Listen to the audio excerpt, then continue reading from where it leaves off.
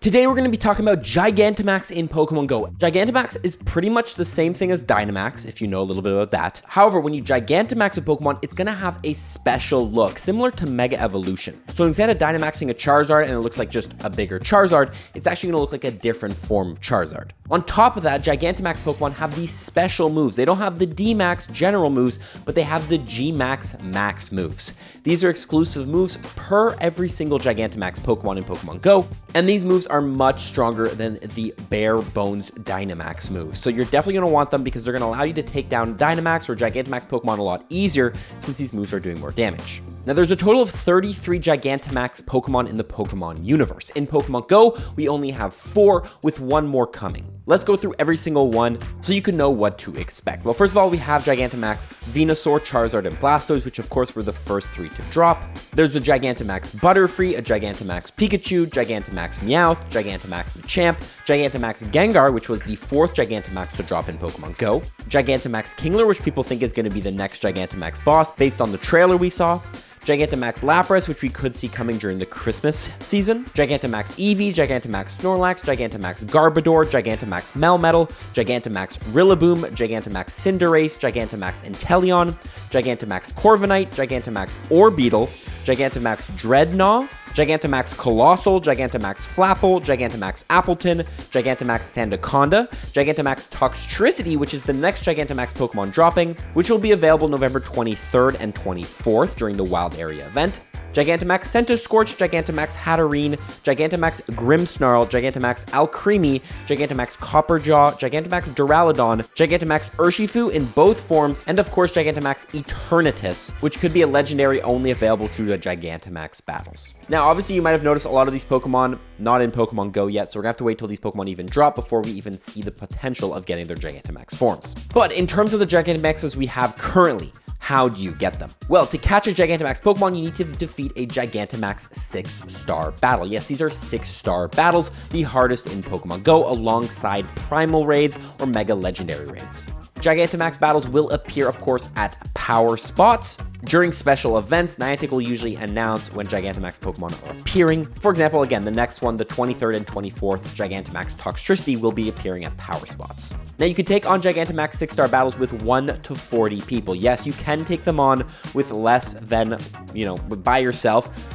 You're not beating it by yourself, but it is possible to actually attempt it. And it will take 800 max particles to go ahead and take one on. However, your max particles don't actually get taken from your account until you defeat the boss. So it's great to know, even if you fail, you're not actually losing out on those resources. When you do take on a Gigantamax boss, though, you will be split up into groups of 4. Yes, you're not going to all be in the same lobby. You'll be split up into groups of 4. And of course, if there's an uneven number, you might be by yourself, which does suck. So for example, I don't know, if you have 5 people, there'll be a group of 4 and 1 person. You can figure out who is in your group by long holding on your group. It'll show you all the avatar names, and there's also a menu to show you all the trainers and their avatar names who are in that Gigantamax battle with you while you're waiting in the lobby. Now, of course, if everybody does ready up, this will skip the timer, but it is the standard 2-minute timer in a Gigantamax boss. So once the first person goes in, that timer will start to go down. You also cannot make any private lobbies with Gigantamax Pokemon, unlike how you could with raid bosses. Now, once you defeat a Gigantamax boss, we'll talk about how to defeat them in a bit, you do have the opportunity to go ahead and catch them. These Pokemon will have similar catch rates to legendary raids, so pretty hard to catch. Make sure you use those golden raspberries on them. They will not attack you, though, like legendary Pokemon, so there's no chance for a Gigantamax Pokemon to knock the ball back. As long as you hit the Pokemon, you can hit them. There's no chance that they're going to be like, nah, you don't get to hit me. The shiny rate, by the way, for Gigantamax Pokemon seems to be the same as that Pokemon in Pokemon Go. For example, a Charizard has a perma-boosted 1 in 64 shiny rate, so a Gigantamax Charizard has the same 1 in 64 shiny rate, unless Niantic does boost the Gigantamax shiny rates for certain events. Okay, let's talk about the Gigantamax battle itself. You've gone ahead, you've collected your group of people, and you can go ahead and take it on. You've waited out the lobby timer, you're in a group of 4, and the battle begins. Now, it's going to work actually very, very similar to Dynamax battles. If you've taken on any Dynamax battles, the core gameplay mechanics are the same. You're going to have unlimited time to take them down, so there's no time limit. However, it's important to know after 6 minutes, the Gigantamax boss is going to get pretty impatient and start wiping the board with you. Yes, he's going to have no chill, and every single attack will take you out in one hit. So although there's no timer, there's technically an invisible 6-minute timer, and you got to take it down in that, or else you're just not going to have a fun time. The only way to lose a Gigantamax battles is if all your Pokemon faint and all of your teammates' Pokemon faint. So if everybody's Pokemon is dead, you know, it's over. But if one person still has one Pokemon alive, they theoretically could bring the team home. It could be kind of a hype moment when there's like the one guy with the one Pokemon left. Everyone's like hyping him up. Anyway, once everybody's dead, you fail. But again, your resources don't get taken unless you complete the battle. Now, similar to Dynamax, you can go ahead and tap to throw your fast moves, which will charge up your charge moves. Your fast moves and your charge moves will do damage to the Gigantamax boss. And of course, there will be the max meter at the top, which the more damage you do to the Gigantamax boss, the quicker this fills up. There'll also be little bubbles that appear to the left or the right of your Pokemon. You can swipe left or right to go ahead and collect those, and that will fill your max meter even quicker. Again, the more damage you do, the quicker your max meter fills. So it's very important to power up your Pokemon in Pokemon Go and use the correct charge moves. Whatever the best charge move for raids is generally what's going to be best for Dynamax as well. Because the more damage you do, the quicker that meter fills. And obviously you want to be Dynamaxing or Gigantamaxing as quick as you can. Now, once you've Dynamaxed, or if you're using a Gigantamax Pokemon, you've Gigantamaxed, you of course have the option to use 3 max moves. You can use your max attack move, and if you've unlocked your max guard or your max spirit move, you can use those as well. But again, once you've used 3 of any combination of them, you will revert. It's also very important to know, right when you have that 3-2-1 Dynamaxing, you can actually switch your Pokemon out. Yes, you can switch out in a Dynamax or Gigantamax max battle at any point in the battle, and there is no time limit. So it's not like PvP where you can only switch every 50 seconds. So a top tier strategy, which we'll get to, is right before you're Dynamaxing, you can actually switch to a different Pokemon if you want to Dynamax a different Pokemon than the Pokemon you're currently using to fill the max meter. And that's going to be very important for a top strategy. Okay, let's talk about the attacks that the Gigantamax Pokemon throw. Unlike Dynamax Pokemon, where they're very easy and they won't hit you hard, Gigantamax is gonna hit you like a truck. Specifically, there's 2 attacks Gigantamax Pokemon can throw. First of all, their small little attack. Now, their small attacks are going to be from the regular move pool. The Gigantamax Pokemon can have 2 small attacks it switches between. For example, if you're going up against a Gigantamax Gengar, it could be throwing Sludge Bombs and then Shadow Balls at you. It's not always going to be the same charge move, which actually kind of makes it a little bit annoying and complicated because you won't be able to resist every single move the Gigantamax Pokemon hits you with. It's also very important to know that these moves re-roll when you restart the battle. Unlike in raids where you could go to a Lugia raid, for example, and be like, oh, this Lugia has Sky Attack, back out, switch all your Pokemon to resist Sky Attack. You can't do that with Gigantamax. Every time you re-enter that lobby, it's going to re-roll those moves. So one Gengar could have Focus Blast, Shadow Ball, the next one could have Sludge Bomb, Focus Blast, etc., etc. Small attacks you cannot dodge, you're just going to be hit by these, not much you can do about them, but they don't do as much damage. And as long as you're resisting them or you have your Pokemon powered up, they shouldn't one-shot you. Small attacks as well will hit every single trainer in the battle, so everyone's going to be hit by the Shadow Ball or the Sludge Bomb Gengar throws. Now, on the other hand, there's the large attacks, which these ones you can dodge. However, they hit hard. Now, large attacks are going to be targeted to one person. When a Gigantamax boss is throwing a large attack, there will be a little icon in the corner and it says, Gigantamax Gengar is preparing for a large attack. Then, if you're the one being targeted, 3 little lines will appear above your Pokemon, and that's when you want to go ahead and dodge this move. If you don't dodge this move, it will hit you very, very hard, most likely will KO your Pokemon, unless you have any like max guard or anything up. Again, large attacks are going to be targeted at one person, so generally you don't have to worry about these as common as the small attacks, but you can dodge these, so keep an eye out when there's a large attack coming, see if those 3 dots appear above your head, and that means it's targeted at you and you should dodge it. Now, there also is a way to reduce the damage you're taking from the small attacks and the large attacks, and that's through max guard. If you use max guard, you'll have those little shields appear beside your health bar, and these will take on the incoming damage, and you'll lose a little bit of shield, probably more if you take a large attack. Max guard also will make you more of a target for the large attack. So if you want to, have a more of a tank role, using max guard will actually make the Gigantamax Pokemon target you. So if you know all of your friends kind of suck and they don't have the best Pokemon, and they probably won't survive a large attack, maybe throw up some max guard because that will make it so the Gigantamax Pokemon will focus on you with that large attack that hits one person. Now, the most important thing about Gigantamax battles is that once you faint, there's no way to come back. There's no revives, anything like that. So it's very important to stay alive. And that's why also Max Spirit is a very important max attack to use because that will heal you. So when your Pokemon are low, try to heal up, get that health back. Because again, once you lose a Pokemon, there's no revives, there's no coming back, there's no second chance. If you lose all 3 of your Pokemon, by the way, you will be put into the cheer stage, which will allow you to cheer on your fellow trainers. And you might think like this is not useful. This is very useful. When you cheer, it's actually going to increase the max meter quicker, which will allow your other trainers in the party to Dynamax or Gigantamax a lot quicker. And it's very, very quick. People say that if you have one person left and everybody else is cheering, you can honestly do infinite Dynamaxes because it fills that meter so quickly. So do not sleep on cheering. If your Pokemon die, don't just throw away your phone and give up. Like, cheer as hard as you can, because you're actually helping out a lot the other trainers to Dynamax quicker so they can get to those max attacks, max guards, or whatever they need, which is what's really going to be doing the damage during these battles. Okay, now I have a Gigantamax Gengar here. I just want to show you guys how these Pokemon work. They work pretty much the same as Dynamax. Now you can of course click the Gigantamax button and they will go ahead and Gigantamax in this form. It's very important to know Gigantamax Pokemon not available to use in PvP or in raids or anything like that, which does kind of suck. Nonetheless, you obviously have the option to upgrade their max attack all the way to the max level. You can also unlock the max guard. You can unlock the max spirit and level those up as well. So they work very similar to Dynamax Pokemon.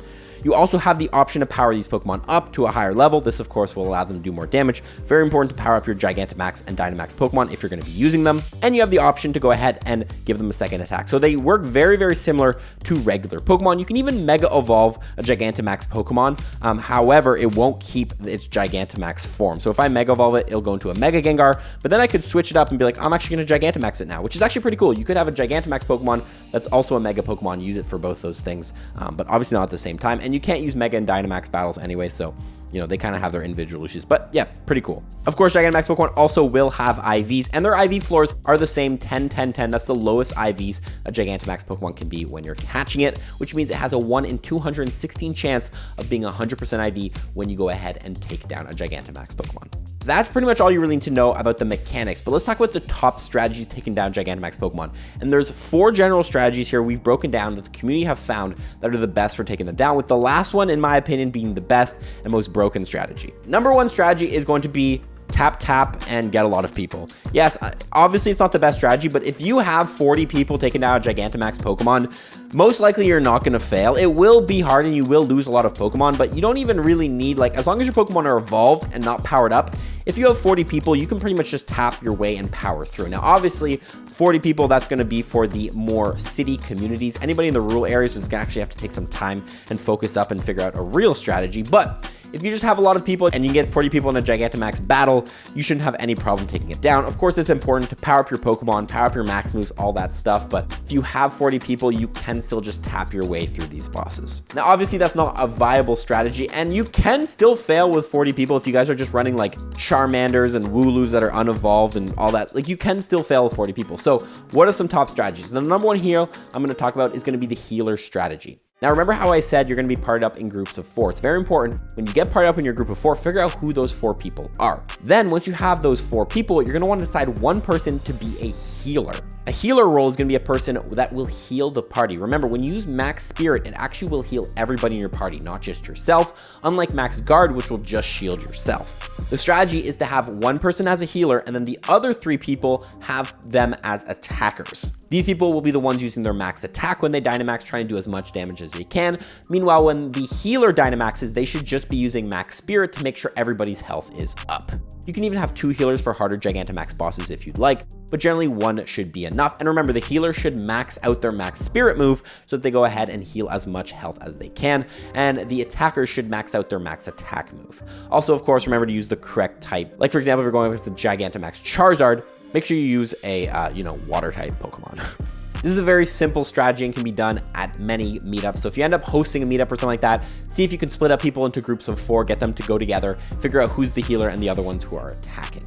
Because again, as long as you have a healer and everybody's alive, you're going to do enough damage. As long as you can beat it before 6 minutes, you should be fine.